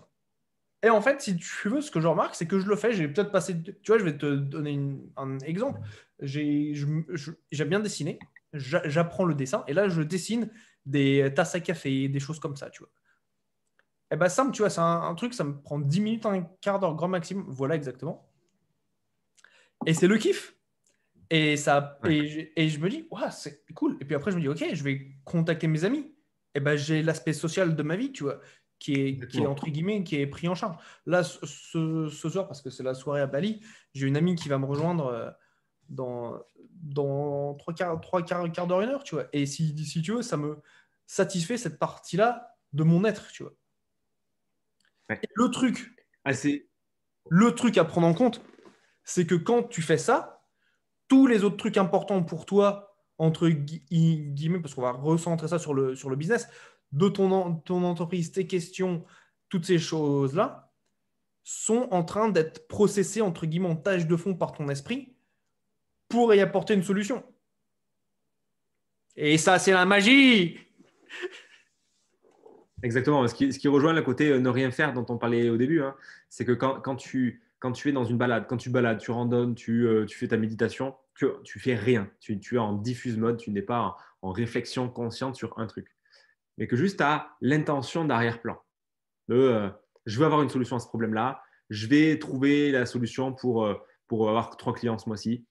Juste à poser le truc, et après tu lâches, tu es avec tes potes, tu es en train de te siroter un verre au bord de la plage. Eh ben, au bout d'un moment, pouf, pop-up, l'idée est là, boum, t'as pas réfléchi, merci, au revoir. Tout simplement. C'est clair. Et c'est facile, c'est aisé. Et, et Mais ouais, c'est clair. c'est vraiment Mais, excellent. ce que tu évoques, c'est super important, hein, le quality time avec les amis, etc. Ça me permet de partager aussi une belle pépite que j'ai découvert hier. Tu vois, c'est tout frais. C'est tout frais, c'est pur, c'est gratuit. Tout frais, Euh, ça sort du four, en non, fait, tout chaud. ça sort du four, tout presque. C'est lié à la journée idéale, en fait. C'est sûr que tu peux faire la journée idéale, je l'ai faite, tu notes 7h, 8h, machin, 10h, 11h, tu fais ça. Voilà, la journée, vraiment, tu te dis, je prends plaisir à la faire. Mais du coup, j'ai eu l'idée aussi simplement de te dire, tu identifies les différents archétypes que tu as dans ta vie. Les archétypes, les parts de toi, les archétypes. Moi, j'ai l'archétype, j'ai le sportif, enfin, plutôt le gymnaste, j'ai l'enfant, j'ai le créatif, j'ai le rebelle, j'ai l'entrepreneur, j'ai le réseauteur. J'ai ces différentes parties de moi. De quoi ils ont besoin pour être nourris au quotidien, tout simplement. Bah, le gymnaste, il a besoin de faire de la force, de s'entraîner au handstand, de faire peut-être du kettle ou des anneaux, tu vois. Le rebelle, il a besoin d'écrire ses textes de rap, de faire des coups de gueule. Le créatif, l'enfant, il a besoin de glander. On revient au jeu, il a besoin peut-être de jouer aux jeux vidéo aussi. Je suis en train de regarder là pour Age of Empires 2 d'ailleurs. Tu vois, tu as les différentes parties que tu identifies au sein de toi. Comment je les nourris? C'est Age of Empires qui t'a tué. Mais Comment tu je sais que nourris ces différentes parties? j'ai vu leur publicité sur YouTube là où ils sortent sur mobile là. Mais j'ai l'impression d'avoir fait un retour en arrière. Ouh, mais je me souviens. Et c'est ils ont pris les mêmes sons et tout quoi. Mais C'est ouais, ouf. mais tu vois, et c'est là où on va pas s'interdire de jouer parce que c'est pas bien, parce que tu es entrepreneur, il faut faire du cash. Non, tu vas nourrir cette partie de toi parce que tu n'es pas dans un extrême qui est je joue 10 heures par jour, ni dans l'extrême je joue pas du tout parce que c'est pas bien. Non, je nourris la partie enfant avec le dosage qui est le mien. J'ai un pote, lui, il va se jouer tous les dimanches, il est entrepreneur, tous les dimanches, il va se jouer, je sais pas, toute la journée, il va geeker. Moi, non, si je joue 2 heures par semaine à un jeu, c'est déjà génial. Je ne le fais pas en ce moment, mais je vais le remettre en place parce que ça fait partie de l'équilibre, de l'écosystème. Objectif 2020, 2021. Exact. Donc, Et c'est une question d'ailleurs, d'équilibre. Ouais, bah, l'équilibre personnel. Il n'y a pas un équilibre idéal à atteindre. Il y a juste un équilibre personnel à soi. Sa voie du Tao, notre voie du Tao à nous, l'équilibre n'est pas au milieu. Il peut être pondéré, plus là ou là, selon les gens. et suivant les Les différents moments. moments de nos vies aussi, tu vois. Je Exact, pense que ça, exact. c'est un truc important. Et tu vois, tu parlais de, de l'année 2021, que tu vas remettre ça en place, ainsi de suite. Tu vois, là, je sais pas toi, mais enfin, là, depuis un moment, ça va faire quoi? Presque un an. Je planifie, en fait, si tu veux, tout sur 3 mois, un an, cinq Ouais. ans. Ce qui fait que avant, quand je devais planifier ma nouvelle année, c'était genre toute une montagne de boulot, tu vois. Parce que je me dis, qu'est-ce que vais faire? Alors que là, je me suis assis, je me suis dit, bah, en fait, je sais déjà ce que je vais faire pendant les 3 prochains mois, tu vois. Et Ouais. il y a pourquoi je parle de ça? Je parle de ça parce qu'il y a tellement, c'est pour que la personne qui nous écoute sorte de ce schéma de OK, je vais planifier mon année et c'est tout, tu vois. C'est tellement Mm. important d'ajuster et ce que tu as dit, mais c'est génial d'y aller petit à petit pour pouvoir justement en fait, t'adapter et s'adapter et grandir et se développer au fur et à mesure du temps, quoi. Et, euh, Mm. et pas d'y aller d'un seul coup. Tu vois, je vais te donner un exemple. Un de mes objectifs cette année, c'est de faire 4 jours de ce que j'appelle de la détox digitale par, Mm. euh, par mois, donc une fois par semaine. Et au début, je me suis dit, attends, je ne vais pas faire tous les samedis dès maintenant. Donc, du coup, je me suis dit, bah non, je vais faire un samedi pendant le premier trimestre. Deuxième trimestre, je vais faire 2 jours par semaine, 2 jours par mois. Le troisième trimestre, je vais faire 3 jours par mois et ainsi de suite. Et le construire de cette façon-là, parce que moi, si tu as la place de me dire, bam, j'y vais à fond, et l'ancien Gaël aurait été à fond, quoi. Ça, je peux te le dire, quoi. C'est Ouais. important, tu vois, de faire les choses petit à petit. Parce que petit à petit, on devient moins petit. Ouais, les petits ruisseaux font les grandes rivières. Mm. Exactement. On est bon là en petite expression, quoi. Bien, bien, bien, Ouais. Mister Fabien. Donc, et si, par exemple, les gens se disent, parce qu'il y avait une chose que tu m'avais dit en off, ça, c'est qu'il y a beaucoup de gens qui ont des objectifs, mais qui n'ont pas les résultats et qu'ils souhaitent. Et ça, c'est ta Mm. spécialité à aider, à accompagner les gens pour qu'ils atteignent leurs résultats. Alors, il y a deux choses, c'est qu'est-ce qui, à ton avis, fait que voilà, ils ont les objectifs, ils n'ont pas les résultats. Une, parce que c'est ta spécialité pour qu'ils les obtiennent. Et deux, où te trouver, comment te trouver, quel est le meilleur endroit pour converser avec toi. Mm. That's a good question, Gaël. You're welcome, my friend. C'est vrai que les gens, enfin les gens, nous avons tous des objectifs divers et variés. Et souvent, il y a une dissonance entre j'ai l'objectif et en fait le résultat que j'ai. C'est pour ça que là, sur 2021, moi, je te dis, Franco, j'ai complètement lâché l'idée des objectifs en termes de résultats. Objectifs de moyens, oui, genre faire tant d'interviews par semaine, écrire tant d'articles ou faire tant de vidéos, ça, ok. Mais les objectifs de résultats, genre faire tant de milliers d'euros, tant de clients, etc. Non, ça j'ai lâché. Je vois que ça marche pas chez moi en fait. Donc je lâche en fait. Quand tout le monde dit qu'il faut des objectifs chiffrés, OSEF, en fait, on s'en fout. J'ai ma perspective. Je sais sur 2020 grosso modo 2021, je sais grosso modo ce que je veux faire. Mais après, le détail des chiffres, en fait, on s'en fout. Et souvent, quand on se crispe comme ça sur un objectif, donc quand on dit en plus, il faut voir grand, viser grand, etc., il y a beaucoup de gens que ça paralyse plus qu'autre chose. Donc, ok, ça ne veut pas dire qu'il faut voir petit et qu'il faut se réprimer. Ça veut juste dire qu'en fait, on s'en tape. Si tu exprimes qui t'es, si tu vas dans ce qui t'excite, etc., que tu vas challenger tes peurs, que tu fais tout ce qu'on a parlé aujourd'hui, ça va rouler. Ça va rouler, ça va foncer même. Donc, l'idée, c'est de dire, si déjà, il n'y a pas les résultats, peut-être que l'objectif, en fait, il n'est pas du tout pertinent. Souvent, ce qui se passe, c'est qu'il y a une partie de moi qui pose l'objectif. En général, c'est l'ego. Et il y a les autres parties de moi qui ne sont pas d'accord.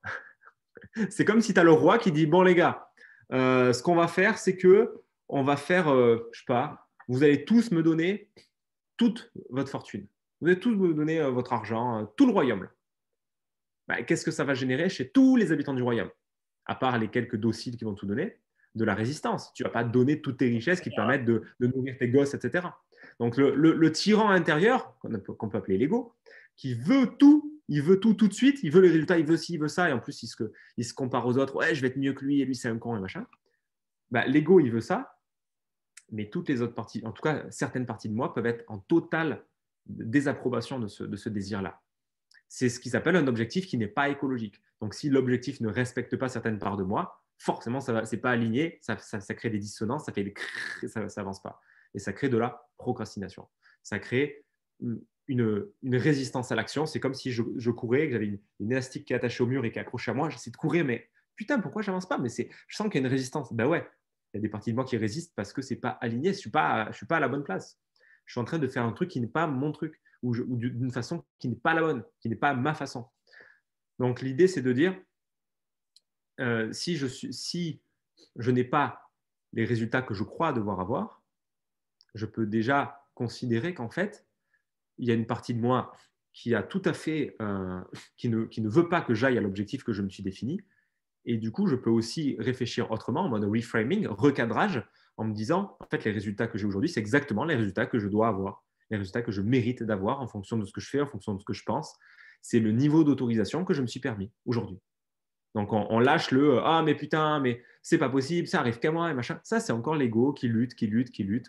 On laisse ça, on pose l'ego, on respire, on revient dans cet état de paix, de quiétude, de béatitude, juste l'état où c'est pas trop agité là-haut. Et on se dit « Ok, à partir de là, qu'est-ce que je veux vraiment ?» Au-delà de l'objectif machin chiffré, il faut faire des millions et tout, on arrête d'écouter tous les influenceurs, les gourous et tout, compagnie. Qu'est-ce que moi je veux vraiment? Qu'est-ce qui m'excite? Qu'est-ce qui me fait vibrer? Qu'est-ce que je veux vivre? Ok, en fonction de ça, quel est le plan à poser? Et là, tu dessines tout ton plan 2021, ta structure, ton plan trimestriel et compagnie. Et voilà, ce qui permet de sortir de ce truc de j'ai pas les résultats que je veux. Parce que j'ai posé un objectif, peut-être qui n'est tout simplement pas le mien, ou un objectif qui est drivé par le il faut, bref, par l'ego. Donc ça, c'est la première partie. La deuxième, c'est si tu veux discuter de ça avec moi, si tu veux mettre le doigt sur ce qui coince, sur ce qui bloque, bref, que tout ça, ça fait sens et que tu souhaites en discuter, très simple, fabiendelcourt.com, tu vas sur l'onglet coaching et tu peux prendre rendez-vous avec moi, on peut en discuter. De toute façon, je fais toujours une première session, mais pas juste une session de vente en mode j'appuie sur les douleurs et tout, non, une vraie session d'ostéopathie mentale où on va creuser. Tu vas voir comment je bosse, tu vas voir si ça te parle. Si ça te parle, let's go. Si ça ne te parle pas, let's pas go, tout simplement. Il n'y a aucun moyen de pression, on s'en fout. On fait la session. Et si tu as envie de bosser avec moi, tu bosseras, c'est tout. Donc voilà, si tu as envie d'expérimenter cette session-là, il y aura un lien sous la vidéo, j'imagine, hein, fabiendelcourt.com, tout simplement. Absolument, tu as même un calendrier et tout, j'ai vu, tu as une petite pop-up en bas à droite. Ouais, yes. Écran. Et ok, ouais. Et cool. Et, tu vois, un truc que tu dis où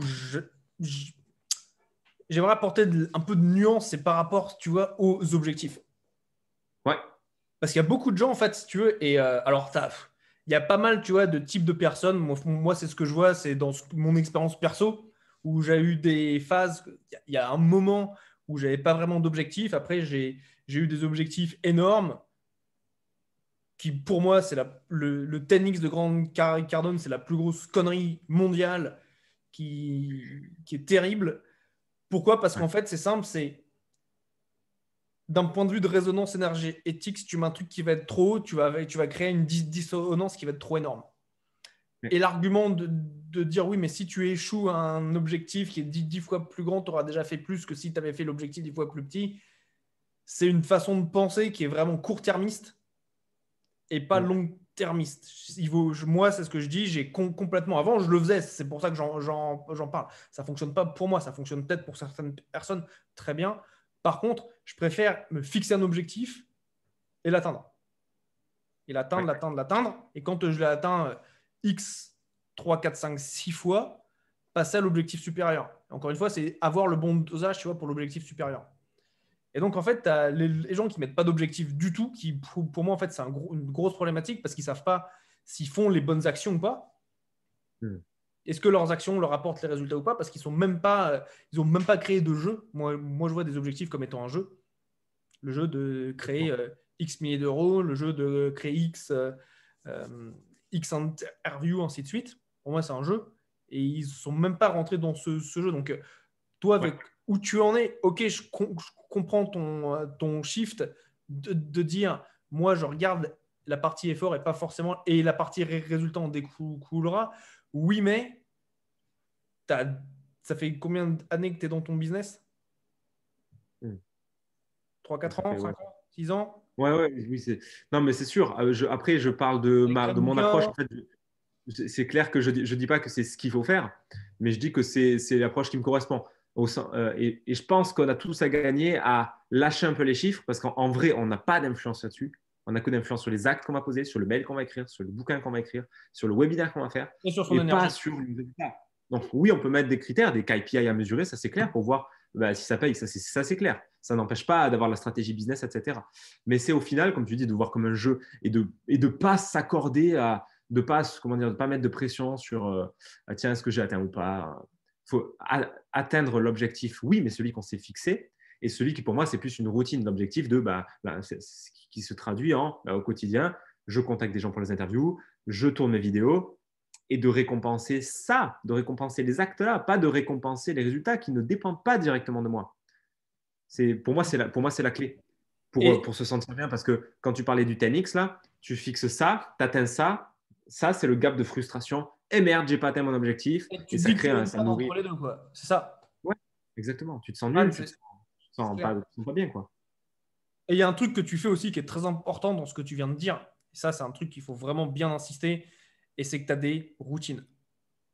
Bien sûr. Et tu dis, je sais, j'ai des routines pour contacter les gens, j'ai des routines pour faire mes interviews, patati patata. Et ça, pour moi, c'est vital. Et tu reviens Et, on revient à la et journée idéale en fait. On revient absolument. à la journée idéale où simplement on a des routines qui en déclenchent d'autres. Et moi, je sais où je me lève, j'ai ma routine, j'ai ma lecture et machin. Et puis après, j'ai mon podcast. Et puis après, je tourne mon contenu pour les clients. Et, enfin, ça dépend de l'ordre. Après, je bosse sur un article ou une vidéo et ainsi de suite. Après, je contacte des gens. Et en fait, une routine en déclenche une autre et une autre et une autre. C'est la magie des habitudes. Et faut réaliser vraiment que même un business multimillionnaire n'est juste qu'une accumulation de journées avec la même action répétée pour générer de l'effet cumulé, du compound effect pour rendre hommage à ce cher Darren Hardy. Effet boule de neige. Il faut commencer par amorcer un truc et il n'y a que l'action quotidienne qui peut nourrir un projet, qui peut amener un résultat. Je suis d'accord. Et j'ajouterai une nuance par rapport à ça. C'est clair, tu as les actions quotidiennes qui vont créer tes résultats. Néanmoins, il faut quand même que tu aies un objectif pour savoir si les actions que tu fais au quotidien sont pertinentes pour t'amener où tu veux aller. Ouais. Ouais. Et un Ouais. truc à faire super, super gaffe, c'est de faire des, entre guillemets, des fausses actions qui ne t'amènent pas forcément les résultats. Je vais te donner un exemple. J'avais bossé dans un, comment ça s'appelle, dans un resto. Et une des responsables était super occupée, patati patata. Et je lui ai dit, on va changer qu'un seul truc. C'est un panneau d'affichage qui va promouvoir un truc qu'on vend à une offre irrésistible, si tu veux. Hmm. Et c'est ce petit truc qu'on a changé, genre, c'est même pas du 20%, c'est du 0,1%, tu vois, qui a été amené dans les jours qui ont suivi à avoir énormément plus de personnes qui sont rentrées dans le resto. Ouais, c'est super important ce que tu dis, parce qu'il y a à la fois, certes, la routine, et ce que je fais en complément aussi, business, mais pas que, c'est systémique. Toutes les semaines, pendant le bilan hebdomadaire, je me pose la question, qu'est-ce que je peux faire cette semaine? Mais une fois, un truc qui peut être fait une fois pour vraiment créer un Pareto, un effet de levier énorme. Que ce soit en changeant mes séquences email, que ce soit en changeant de logiciel de prise de notes, que ce soit en me mettant à la méditation ou en installant une application de bloqueur. Mais un truc que je peux faire une fois qui va switcher, qui peut amener un effet qui est colossal. Ça, c'est très intéressant de se poser la question. Après, évidemment, de toute façon, c'est toutes les. Après, on sortira plus de l'approche ostéopathie mentale pour vraiment entrer dans du business où c'est, ben oui, j'ai les indicateurs de mesure, est-ce que c'est les meilleures actions que je pose, quelles sont les actions au quotidien à poser, je les mesure, etc., etc. Ça, c'est clair que c'est important. On est vraiment dans l'approche plus business pure. Ah, c'est clair, c'est le parti pilotage et c'est tellement vital. Parce qu'en fait, on parle toujours de tu fixes tes objectifs, mais rarement il y a quelqu'un qui vient dire ouais, mais tu les as atteints, t'en es où? Comment ça se passe? Qu'est-ce qui se passe au jour le jour? Quel est le pilotage de ton entreprise? Et ça, c'est vital. C'est ce système de feedback, de mécanisme de feedback, de retour qui est Ouais. vital bah, pour savoir si tu fais les bons trucs ou pas, quoi. Exactement, d'où la routine de bilan qui permet, je pense que tu fais aussi, pour revenir sur, alors soit bilan hebdomadaire, soit bilan quotidien, mais qui permet de revenir sur la journée, sur ce qui a été effectué, sur ce qui a été accompli, pas accompli, pourquoi, et de vraiment avoir cette boucle d'auto, d'auto-amélioration continue pour pouvoir juste déjà voir ce qui s'est bien passé, voir ce qui peut-être il y a des tâches que je procrastine en permanence et peut-être c'est la tâche qui me fait le plus peur et qui en plus aurait le plus d'effet de levier. Tiens. Donc peut-être que justement je vais mettre cette priorité. Ça, c'est pas faux, ça, c'est clair. Parce que C'est sinon, souvent le cas, ouais. sinon, ça s'appelle la procrastination intelligente. On va pas se presser. La procrastination intelligente qui consiste à faire plein de choses, à avoir un agenda très rempli. C'est souvent l'apanage de mes clients. Moi, c'était pareil avant. Un agenda ultra rempli. Et en fait, c'est rempli par du vide. C'est-à-dire que tu fais tout, tu fais rien. Tu regardes tes mails, tu regardes des vidéos. À la fin de la journée, tu fais « Oh, j'ai fait plein de trucs. » Merde, mais mon business, il n'a pas avancé d'un iota, quoi. Ça, c'est Donc, clair. Et c'est souvent le cas. C'est pour ça que je dis, c'est est-ce que ton action est la plus proche du résultat possible, tu vois? Ou est-ce que ça va te faire un détour? Et ça, c'est vital, tu vois. Et mais il n'y a que la lucidité, encore une fois, on en revient à ce truc-là, d'être honnête envers soi-même, il n'y a que la lucidité d'accepter, de voir vraiment le truc pour pas se bullshiter, parce que sinon on peut tourner en rond pendant des années en se disant « Ah, mais je ne sais pas pourquoi ça ne marche pas. » Juste parce qu'en fait, je procrastine de façon intelligente. Donc l'idée, c'est d'être totalement transparent envers soi-même pour pas tourner en rond comme ça. Parce qu'on peut... c'est clair. Je suis complètement d'accord avec toi. C'est focus sur avoir les actions qui sont proches du résultat, quoi. Absolument, absolument. Donc, rappelle juste une fois où on peut te retrouver. On peut me retrouver sur fabiendelcourt.com. On peut aussi me retrouver sur mon livre, là, qui est sur mon site, mais pareil, du coup, c'est le même. Sinon, j'ai un canal Telegram privé qui est gratuit, sur lequel j'envoie beaucoup de valeur au quotidien. Et voilà, quoi. Après, il y a aussi YouTube pour les émissions, pour les podcasts, les interviews, dont ton interview. Voilà, il y a plein de contenus ici, divers et variés, qui est complètement gratuit, et une petite partie payant avec les accompagnements et quelques programmes. Excellent, excellent. Et avant de nous quitter, cite-nous un livre, parce que là, tu as cité énormément de références dans cette interview. Quel est le livre qui, pour toi, a été, si tu veux, le plus boom? Et me dis pas la semaine de 4 heures, s'il te plaît. Non, surtout pas. Alors, c'est vrai que j'ai cité quoi? J'ai cité Nassim Taleb, j'en ai cité un sacré paquet. Un sacré paquet. Là, ce que j'ai envie d'évoquer, oui, j'ai parlé de François Roustan aussi. 2 livres qui m'ont pété la tête. Allez, 3. Tu m'as demandé un, mais je suis un rebelle, moi. Il y a L'observation de soi de Red Howe. C'est le cas d'un rebelle. Ah, c'est ça, observation de soi, parce que je nourris mon rebelle. L'observation de soi, parce que du coup, on n'est pas dans le faire, on est vraiment dans l'être. Moi, je l'ai relu 3 fois déjà, parce qu'il est vraiment très intéressant. L'observation de soi de Red Howe. Savoir attendre de François Roustan, parce que c'est encore sur la même dynamique. Moi, ça m'a cassé la tête de me dire merde, en fait, on peut résoudre des problèmes, on peut résoudre des traumas sans rien faire. Et ce serait même la thérapie ultime.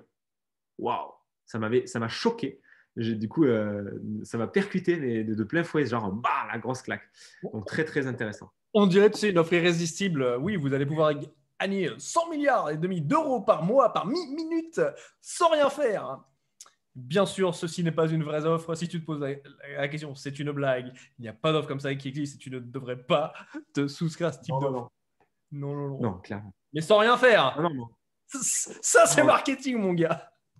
Non, mais c'est clair. Non, mais faut aller au-delà du mot. C'est parce qu'en fait, nous, on croit en Occident que quand on fait rien, il se passe rien. On croit que pour avoir quelque chose, il faut faire. Et en même temps, c'est vrai, je ne dis pas qu'il faut rien, qu'il ne faut pas passer à l'action. Donc, attention à bien écouter mon message de la façon dont je l'exprime. Parce que ça peut être interprété de plein de façons. Nous, on croit que pour résoudre un problème, pour régler un truc, une peur, un machin de croyance, il faut faire un truc, il faut faire un protocole PNL, aller voir un hypno, machin. OK. Et il y a aussi la voie, la via negativa, si je pourrais dire, la voie de l'addition par la soustraction qui dit l'opposé. Pour résoudre un problème, tu peux aussi ne rien faire. C'est un biais psychologique qui s'appelle le do. J'ai appris le nom récemment, mais le do something bias. Le biais de faire quelque chose. C'est-à-dire, tu as un problème, tu as le réflexe de faire quelque chose. Sauf que ça crée plus de dysfonctionnement souvent qu'autre chose. Tu as plein de gens, comme j'ai dit, ils ont des problèmes, ils ont une difficulté, ils ont acheté plein d'informations, ils ont fait 10 000 euros de machin, de trucs, et ça n'a rien changé. Parce qu'ils étaient dans la perspective de faire.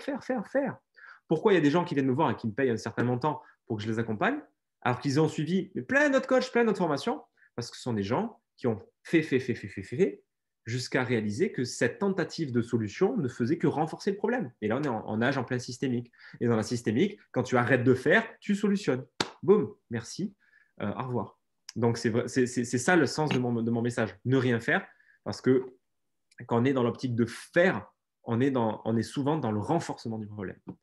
Et donc, le troisième et dernier livre qui va contraster un peu avec les trucs de non-fiction, que j'ai relu, pareil, 5-6 fois, extraordinaire. Je ne sais pas si tu connais, Le Chevalier à l'armure rouillée de Robert Fisher. De Robert qui? J'ai pas entendu la ligne à sauter. De Robert Fisher. Je ne connais pas cette personne. Robert Fisher. Le Chevalier à Robert l'armure rouillée, Fisher.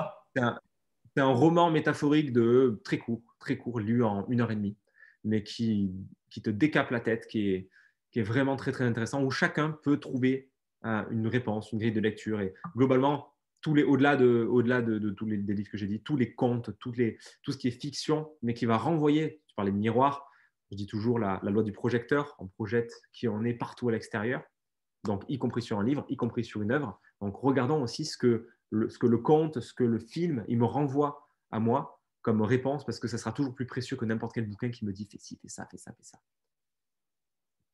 Excellent. Voilà, Gal. J'apprécie, je prendrai des petites notes après. Après j'irai sur Amazon les commander. Super, mais bah, écoute, c'était un grand plaisir et bah, voilà, déjà d'approfondir je dirais les différents sujets d'intérêt qu'on a en commun et puis vraiment d'apporter. C'est ça que je trouve vraiment fascinant chez toi, c'est ta capacité d'absorber de l'information de différents endroits que moi je ne connais pas du tout et de les exprimer d'une manière simple. Un grand merci, c'était réellement passionnant de toute cette discussion. Il y a eu pas mal de sujets brossés. En tout cas, il y a de quoi faire. Pour ceux qui aiment expérimenter ou lire, il y a de quoi faire. Carrément. Carrément. Bah, écoute, je te remercie et puis je te dis à très bientôt. Avec grand plaisir, Gaël. Merci Ouais. à toi. Merci à toi, auditeur, pour ton attention, pour nous avoir écoutés pendant ce long moment. Merci à vous tous et à très bientôt. Salut. À plus. Ciao.